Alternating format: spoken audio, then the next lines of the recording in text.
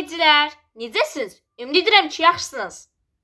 Mən bu gün sizlərlə birlikdə 4-cü bölmənin 6-cı dərsi Oqtay Eloğlu mövzusunu çalışmalarını izah edəcəyim. Gəlin başlayaq. Çalışma 1 ilə başlayaq. Oqtay nə üçün özünü Eloğlu adlandırırdı? Çünki o özünü yox, xalqı seçmişdi. Bu yox demək. Çünki o özünü yox, xalqı seçdi. Çalışma 2. Oqtayın dediklərini müasir dövrlə əlaqələndirin. Xalqın rifahı yolunda mübarizə aparan fədakarları xatırlayın. Onların amalını mətnin əsas ideyası ilə fərqləndirin. Onlar xalqın bu cür gəlmələrini, müasirləşmələrində çox böyük rol oynayıblar. Ona görə də demək olar ki, çox böyük əhatə olunub, çox mühüm rolları var, mətndən də əlaqələndirmək olar. Çalışma 3. Deyir ki, bu mətin əvvəlkilərdən hansı xüsusiyyətlərinə görə fərqlənir? Bu mətin xalqı özündən çox sevməyindən danışır. Yalnız xalqdan danışır. Çalışma 4. Belə eləyək. Deyir ki, siz gələcəkdə doğma xalqınız üçün nələr edəcəksiniz? Bu barədə düşünün, fikirlərinizi ümumiləşdirib dostlarınızla bölüşün. Məsələn, siz əgər həkim olmaq istəyirsiniz, yaza bilərsiniz ki, məsələn, mən xalqımı sağaldacağam, onlara yaxşı olacağam. Amma məsələn, siz əgər müəllim olmaq istəyirsiniz, deyə bilərsiniz, məsələn, mən şagirdləri böyüdəcəyəm, onlara ali savad verəcəyəm. Amma kimlə olmaq istəyirsə onu yaza bilər. Mən də belə yazdım. Mən xalqım üçün xalqın, insanların hüquqlarını qoruyacağam, öz hüquqlarını bilməsi üçün əlimdən gələni edib onların qulluğunda dayanacağam. Siz də istədiyinizi yaza bilərsiniz. Çalışma 5. Mətndə açar sözləri müəyyənləşdirin. Xalq və sənət açar sözü ola bilər. Əslində sənət çox olmaz, amma burada sənətdən də danışına görə insanın sənəti ola bilər. Çalışma 6. Deyir ki,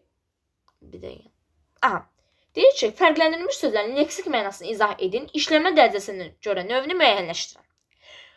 Upravad müdir deməkdir. Qubernator vilayət vali, təqdir qəbul etmə, bəyənmə, təkamül bir şəxsin bir şeyin təmkinliyə doğru dəyişməsi, inkişafı, keşməkeş, çəkişmə, çək, çək. Elə bu qədər. Çalışma 7. Donluq sözün leksik mənalarını müəyyənləşdirin. Hər iki mənada cümlədə işlədin. Mən 3 mənasını müəyyənləşdirdim. Siz də başqa cür müəyyənləşdirə bilərsiniz. Birincisi, dona yarayan paltarlıq deməkdir. İkincisi, dona paltara yarayan parça mənasındadır burada. Üçüncü isə əmək haqqı maaş mənasında.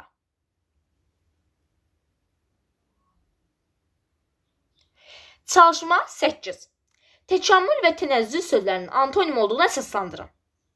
Təkamül bəli antonimdirlər. Niyə? Çünki təkamül inkişaf deməkdir. Tənəzzül isə geriləmə deməkdir, enmə deməkdir. Təkamül qalxma, tənəzzül isə enmə, geriləmə deməkdir. Ona görə antonim ola bilərlər. Çalışma 9. Siz aşağı siniflərdə mübtəda ilə xəbərin uzlaşmasını keçmişsiniz. Həmin qaydanı yadınıza salın və siz də özünüz belə nümunələr deyin, mətndəkilərdən də deyə bilərsiniz. Onları da əsasən uzlaşdıra bilərsiniz, amma özünüzdən də bizdən nümunə istəyir. Məsələn, meyvələr çox şirindirlər və yaxud şirindir demək olar. Quşlar uzaq şəhərlərə uçdu. Uşaqlar həyətdədirlər. Çalışma 10.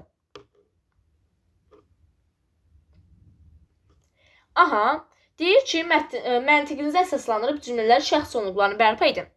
Getdik, çatmalıyıq, şagirdləriyik. 2. Gedirsiniz, etməlisiniz, qızlardır. 3. Gedirlər, saçırlar və ya gedir, saçır. Çalışma, deməli orada olacaq ki, birinciyə aid olacaq, xəbər birinci şəxsin cəmində olur. İkinciyə isə aid olacaq ki, xəbər ikinci şəxsin cəmində olur. Bunları da belə yazmağı unutmayın. Çalışma 11. Aşağıdakı mətndə həmciz mübtədaları müəyyənləşdirin. Üçüncü şəxsə xəbərin onlarla uzlaşmasını diqqət yetirin.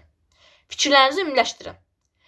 Deməli, ü ilə yazılım ümumiləşdiricilərdir, h ilə yazılım həmcinslərdir və hansılar dırlardır, larlar əgər işlənəcəksə altdan xətt çəkmişəm. Bu da belə.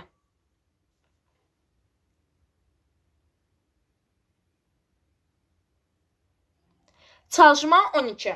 Mən bu bölmədən öyrəndim ki, aktyorluq sənəti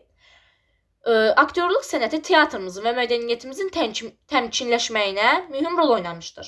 Eyni zamanda başa düşdüm ki, həmcins üzvlər və əlavələrdən istifadə cümləni daha yaxşılaşdırır və daha izahlı edir, mənalı edir. Və əziz izləyicilər, mən bugün sizlərlə birlikdə Oktay Eloğlu mövzusunu çalışmanı izah etdim. Sağ olun əziz izləyicilər, kanalıma abunə olmağı və like atmağı unutmayın. Sağ olun.